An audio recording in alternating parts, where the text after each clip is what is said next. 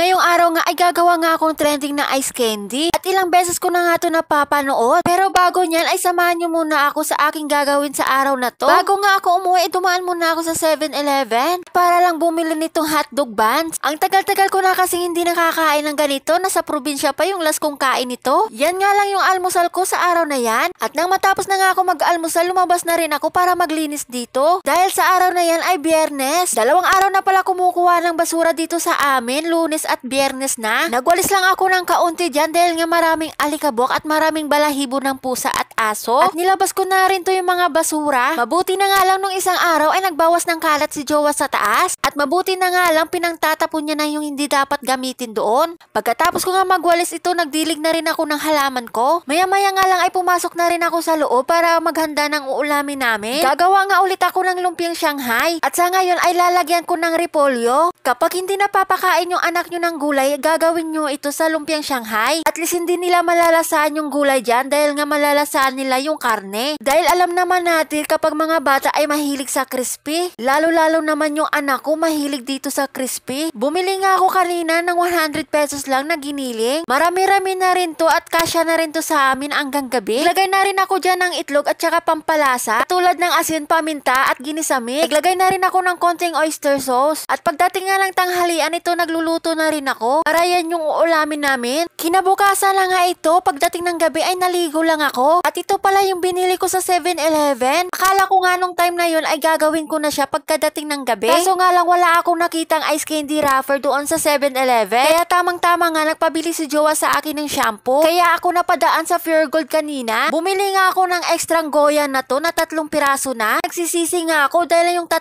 piraso na yan ay 41 pesos lang. Pero itong 2 goya na binili ko sa 7-Eleven, 29 isa. O diba napamahal ako? At itong ice candy wrapper nga ay maliit pala yung nabili ko. Wala nga ibang size doon kaya yan na lang yung kinuha ko. Syempre hindi mawawala itong imbudo. Tagal-tagal ko nang biniling imbudo na yan at ngayon ko pa lang siyang magagamit. Dahil dati nung binili ko yan ay nagbabalak talaga akong gumawa ng ice candy. Ngayon ay magagamit ko na ng ilang taon nang nakalipas. At itong goya na binili ko sa 7-Eleven ay nagmelt siya. Paano hindi magmi-melt yung goya na yon? Dahil nga nung bumili nga ako ng hotdog buns ay nakatabi yung goya. Nagulat nga ako sa pag-uwi sa bahay ay nagmelt na. Hinati-hati ko na nga yung goya at nilagay ko na to sa ice candy wrapper. Ibabad ko lang muna siya sa mainit na tubig para magmelt siya. At habang naghihintay naman ako magmelt yung goya doon sa ice candy wrapper, ito gagawin ko naman yung ating gagawin sa gata. Gumamit nga lang ako dyan ng angel cream densada. I-mix ko nga lang ito mabuti dahil nga nilagyan ko ng kaunting tubig. Para naman hindi masyadong matamis. Makalipas nga ng ilang minuto, nagmelt na rin itong goya. Ngayon ay gagawin ko lang yung pagganyan. Syempre kailangan natin pantayin yan para pantay-pantay yung paglagay natin mamaya. Ang tawag nga dito nila sa ice candy na to, parang ice candy na Magnum style. Kung napadaan nga to sa wall nyo, huwag nyo namang kalimutang i-like and i-share yung aking video. At ayan lang nga, tuloy-tuloy yung paggawa natin katulad nyan. Hanggang matapos nga lahat.